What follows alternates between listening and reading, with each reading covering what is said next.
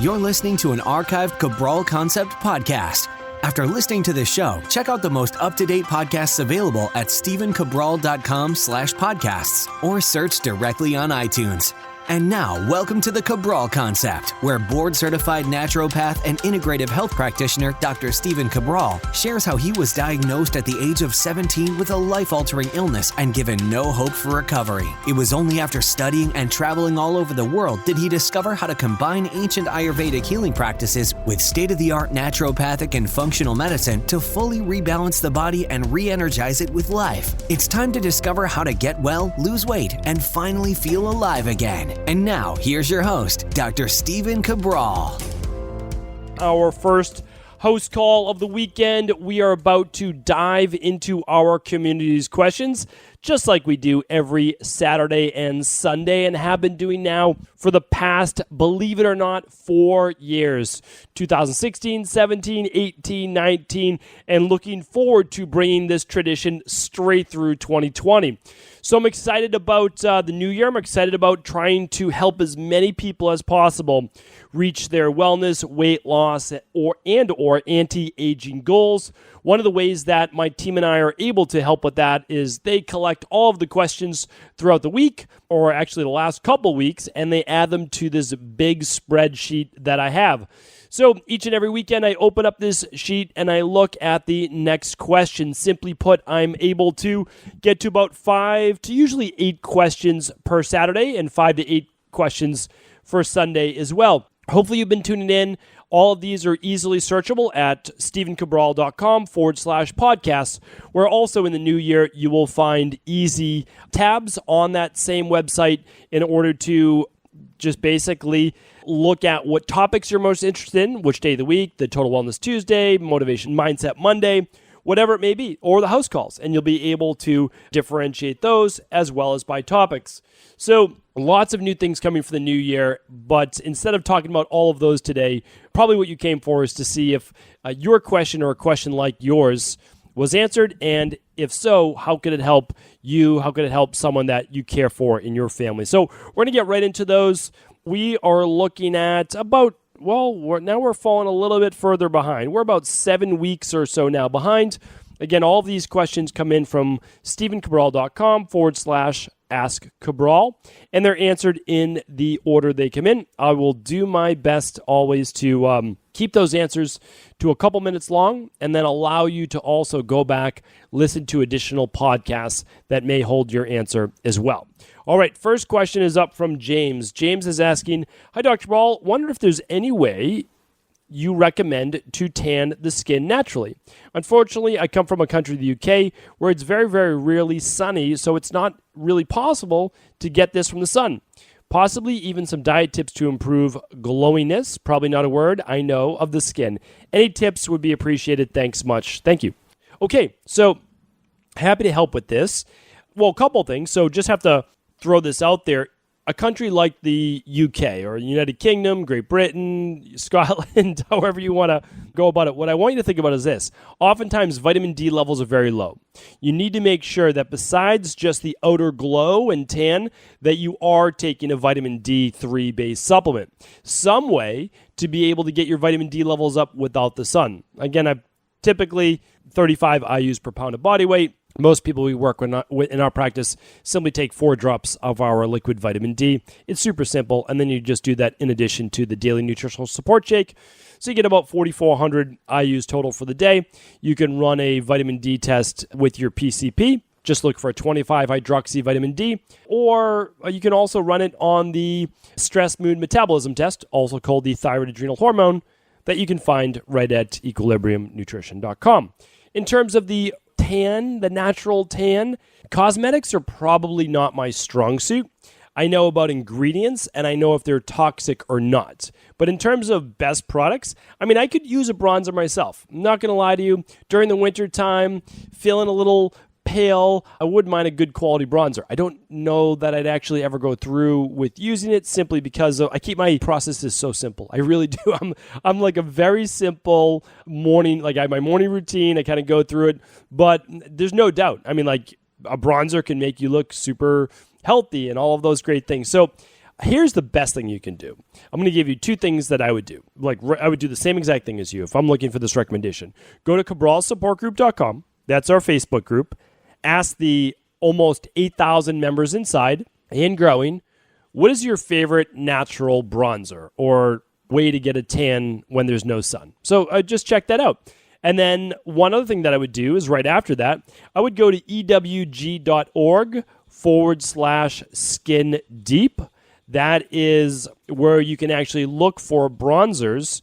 And I know, a couple of those good brands that I talk about that are EWG verified would actually be Mineral Fusion. And I believe it's Well People, but the E is a 3. I think that's how you pronounce that.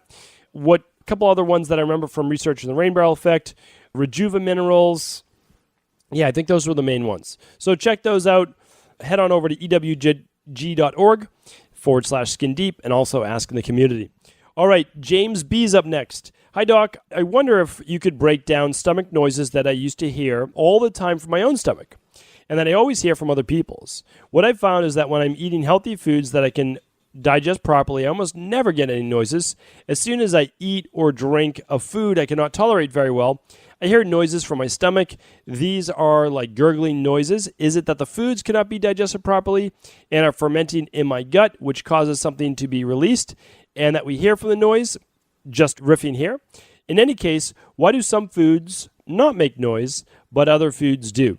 If we hear noises coming from our bellies, can we assume anything, such as this food is not agreeing with me, or I possibly have eaten too much today, etc.? Be keen to know your thoughts. Thank you so much, Mentor Cabral. James, thank you for writing in.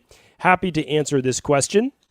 Okay, so let's get to this question. And so first things first, if your stomach is gurgling a lot after you eat, it typically is a sign of weaker digestion, poor digestion, and not doing an overall very good job at breaking down the food. Borborygmus, I believe, is the name for this. Borborygmus? I believe that's how you pronounce it. Borborygmus. And it just, for some reason, that just came to me, and I'm an external processor, as I've been told, so I basically just speak whatever I'm thinking on my mind. But there's an actual technical name for that grumbling or noisy stomach, and that's what it is, Borborygmus. So what does that mean? Well, again, like most medical terms, all it is saying like, oh, well, I have Borborygmus, which, by the way, I'm probably mispronouncing a little bit there. But the truth is that it just means noisy stomach. That's it. So what does it mean? Well, it typically means this. One is someone could have just consumed too much water with their food. And as the stomach walls are contracting and moving and churning up the food as well, that there's this sloshing of actual too much liquid in the stomach. That's why it can happen after just liquid as well, not just food. So if you drank too much water at one time, you might hear that noisy stomach as well. Remember, your body is having to produce stomach acid, not typically with liquid, but it also has to break down all of these foods that are fermenting. So typically we hear it maybe after a larger meal or more of a complicated meal with more ingredients. If you're hearing this, and again, you're not when you eat easy to digest foods and normal foods, that's typically the case. Recommendation, just out of the gates, I would use 2 daily digestive enzymes with any of your larger meals. Take them at the beginning of the meal, and that should help ease that digestion since you're putting natural enzymes in your body to help break down that food, which food should have in it. But as we cook it above 118 degrees, we are breaking down and removing a lot of those natural enzymes from the food in the first place. So try the daily digestive enzymes from Equilibrium Nutrition. Take 1 if it's a light meal, and take 2 or more if it's a heavier meal. And if you ever hear that gurgling after the meal, you can always take a little bit of ginger tea, and you can use additional digestive enzymes as needed. Hopefully that helps. Kara is up next. Hi, I'm one of your IHP students, having completed level 1 and working on level 2. I have a friend who has tremendous amount of mystery pain and rashes for 2 months. She has a 3-year-old born via emergency cesarean. DHEA was 900 before second pregnancy. Amenorrhea for 3 years. History of over-exercising. All right, it's a longer question. So what I'm going to do is let everybody read this question at stephencabral.com/1422, and I will get to the gist of the question. She basically goes through what her friend is suffering from, saying that she showed EBV, started to feel a little bit better, swollen ankles, rash in the legs, 2-month-long illness. We have some acne, talking about what she's using for vitamins. She's open to running labs, recommended some labs. Rash didn't continue to get worse. Okay, so here's what we want to look at. We don't know exactly what is going on in a case like this. So, Carrie, you're a level 1 and you're about to take level 2 of IHP, which is great. So it's more of a complex case, like you just said, because we have these mystery rashes going on with the body. So what we want to do right out of the gates is run the digestive base test. So we want to run that. Now it's called the Candida Metabolism and Vitamins test. And we also want to run the IgG food sensitivity test, and ideally the bacteria and parasite stool test. So you chose the right labs. That's absolutely what I do recommend. And then she can't do the detox if she's nursing, but she can certainly do our elimination diet. So it's at least a place to start. That's honestly what I would do, because we don't know if probiotics are right yet. We don't know what's going on, but we certainly need the elimination diet right after she starts the labs, and that's what I can recommend. But again, remember, I can't, and neither can you, because IHPs do not diagnose, cure, or treat disease. We look for underlying root causes. So we would look for yeast overgrowth. We would look for bacterial overgrowth. We would look for greater amounts of intestinal permeability. And we would look for lower vitamin levels, mineral levels. We would look for all sorts of different things. And we would correct all of the underlying imbalances. And then lo and behold, people get better. All right. So thank you for writing in, Kara. Erin is up next. Erin writes in, "Hi, Dr. Cabral. Is there a reliable test to measure your stomach level of acid other than doing a supplemental HCL challenge? I suspect that I have very low stomach acid, but HCL supplementation is contraindicated for me. I tried searching through previous podcasts and couldn't find one that discussed a test for low stomach acid. Perhaps I overlooked it. I take digestive enzymes to give my digestion a boost, but I think improving stomach acid is the key to a lot of my issues. I'm beyond grateful to you for all your tireless work and dedication in getting out the message of true health and healing. Cheers, Erin." Erin, thank you so much for writing in. I appreciate this. I have done a show before on an HCL challenge, and I've done a show before on testing for low stomach acid. So I won't go through the whole test. It's easy to look up. You can just do baking soda challenge for low stomach acid. And essentially, it's a very simple test. You're going to be drinking baking soda. And if you belch or not, it will tell you how much stomach acid you have or don't have. So it's an interesting one to look at. Really simple ones for HCL too is, do you burp after a meal? Do you burp a fair amount after a meal? Oftentimes that can mean low stomach acid. And then I'll tell you this, some people tend to produce less stomach acid than others. Now, I can't say I've studied everything, but I've studied a lot. And it's because I love learning from brilliant people, and I love learning how their mind works. And so when you look at the blood type diet, I'm not a blood type diet advocate. I'm not against it, but I'm also not really for it because it simplifies things to too much. If you have this blood type, you eat this. Well, we know that that's not necessarily true because there's so much that goes in the equation besides just your blood type. So here's the thing, and so that's why I can't say I do not advocate it. I'm not against its theories, but again, I don't advocate it because there's much more to the human body than your blood type. Okay, nevertheless, the Didamos are brilliant, and they have a great center in New Hampshire. I've been there multiple times, and excellent. So I'm not saying anything negative. I'm just saying I can't say it's an end-all, be-all. But what I'm saying is people with blood type A typically often produce less stomach acid. People now with more stress, the Vata body type can often produce less stomach acid. So it's very interesting because those body types, though, are supposed to typically be a little bit more carb-focused, which means they would need to not produce as much stomach acid because carbohydrates don't need as much acid as a protein meal would, right? So, Erin, you might do better on a lower protein diet in general, but I agree. You need stomach acid because you need to be able to kill bacteria coming in, parasites coming in, and be able to move the food through fast enough. So I get it, and I agree with you. Now, in the daily digestive enzyme that we use, we help to promote stomach acid by, and it's weird because enzymes have come up a couple times today, and I don't remember talking about them for months. So that's why I love doing the house calls because different things come up that I haven't spoken about for many, many months. So here's the thing about the enzymes. They contain papain, and they contain bromelain, and there's something called gentian in there. These are things that help to promote stomach acid to a healthy level, and they also help as a digestive bitter. So they're natural, right? They come from papaya seeds, they come from pineapple, and they also come, from the herbs. So these have been used traditionally for thousands of years in Chinese medicine, as well as Ayurvedic medicine. The other thing that I can definitely promote is having lemon with your water at a meal. That will help. The acidity in lemon will help. Again, it's alkaline as it moves into the bloodstream, but acid in your mouth and your stomach.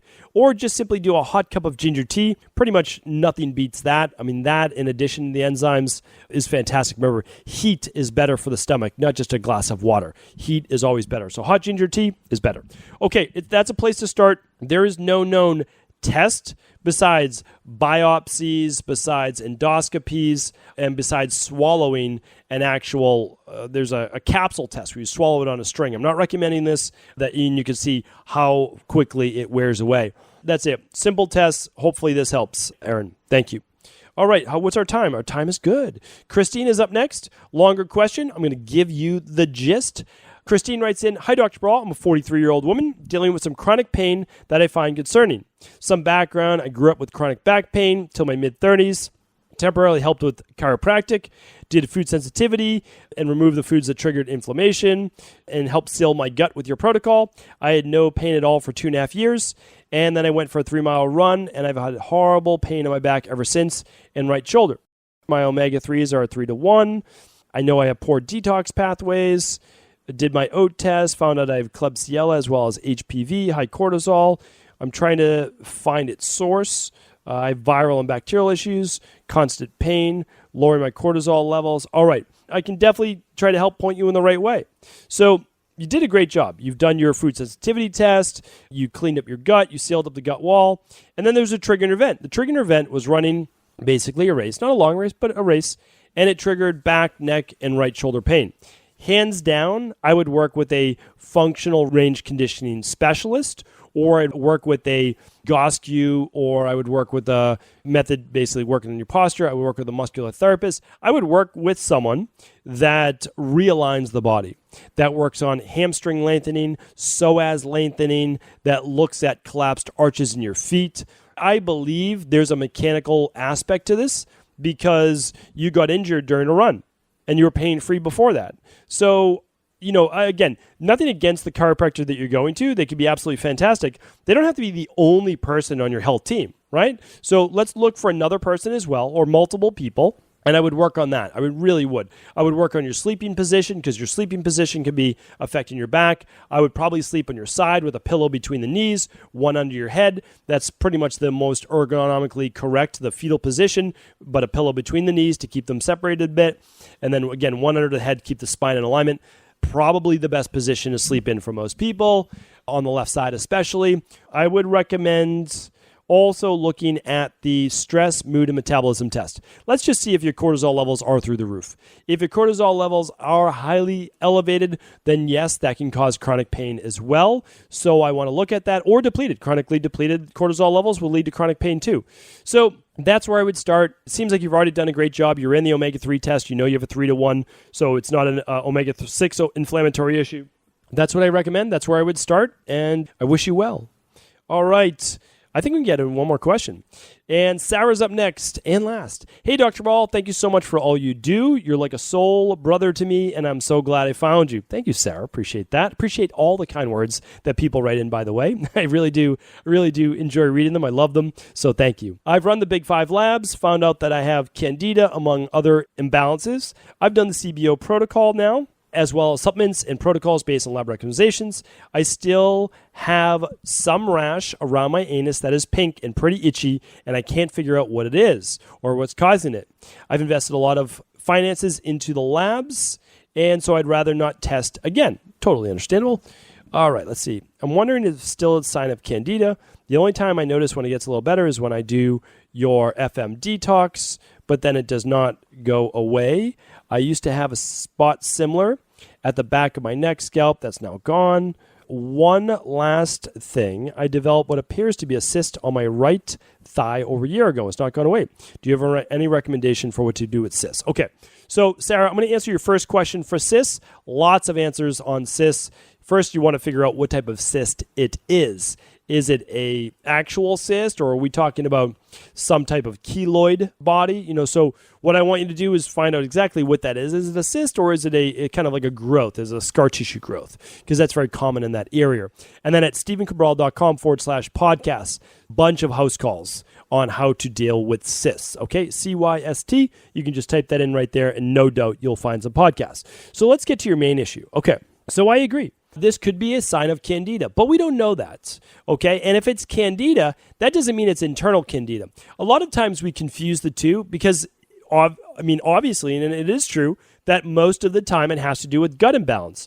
But you've done the CBO protocol, you've probably done great. What if anything, maybe you just use GI Balance, one soft gel at mid-meal for breakfast, lunch, and dinner. You do that for 1 month just to basically wipe out if there's any overgrowth there. That's clove, that's thyme, it's oregano. It's very strong, but you can try that if you'd like. Again, I can't treat, diagnose, cure disease, especially not over this podcast. But it could also be topical. So we could use some tea tree oil, and you could use like a base oil such as an olive oil, and just mix some essential oil tea tree drops in there. So if you're using a teaspoon, you might add a couple drops of tea tree oil, and you will put that on the affected area right around the anus. You could also simply try a little bit of coconut oil. All of these things can just be done before bed. But what happens is anywhere in the groin area or the anus area, well, the area is set up to basically be more susceptible to fungal growth. It really is. It's a darker area. It can be a little bit more moist, and this is just the breeding ground for fungus and mold. So let's just see if it's topical. It may have nothing to do internally. It could just be the area itself. So let's start with coconut oil. You probably have some at home. Okay, if that doesn't work after a week, then we will try. You can even do a little apple cider vinegar first, let it dry, and then you could do a little olive oil with a couple drops of tea tree oil. You can even, instead of that, you could do a little bit of Maximum GSE, but tea tree oil seems to be quite effective as well. You may also want to do a sitz bath. A sitz bath with a little bit of baking soda, or a little bit of baking soda and ACV can work, or you could use other herbal-based treatments as well in that, such as essential oils, and tea tree oil could be helpful as well. All right, so whatever you do, always go easy at first. Test a small area. You don't know how your body's going to react, so don't overdo it. Test like a quarter size area. See if it makes it worse. If it doesn't, if you actually start to see it calm, great. Use each of those methods for at least a week, and we wish you the best, because this can be figured out. It really can. And if you ever see it flare up one day and then a little less the next, honestly, it could be a food sensitivity. This happens all the time, especially in that area. So look at food sensitivities, look at topical candida-based issues, and then you can also work internally as needed with that GI balance. All right, thank you everyone for tuning in today. I appreciate you. I wish you well. I hope you have a great weekend, and I will talk with you tomorrow on part 2 of our house calls. I want to sincerely thank you for your support of this podcast. I couldn't do it without you, and I mean that. I truly do. I also want to make sure you knew that we now have multiple ways for you to find your answers to the most difficult health, wellness, weight loss, and anti-aging questions. You can find podcast-specific topics like thyroid, adrenal, hormones, sleep, digestion, Ayurveda, and many more at StephenCabral.com/podcasts that will then link you to your favorite Apple, Spotify, and other podcast players. Plus, all new podcasts and weekly exclusive video content is being added to our YouTube channel at youtube.com/Stephen Cabral. And that's Stephen with a PH. Head on over and subscribe so that you don't miss any of the exclusive content. Lastly, if you've ever found any of my podcasts or books to be helpful, I would really appreciate it if you could leave a review on iTunes or your favorite media player for the podcast. Rating and subscribing to the YouTube and podcast allow me to reach more and more people and help spread my mission of healing throughout the world. Thank you again for being a part of this movement.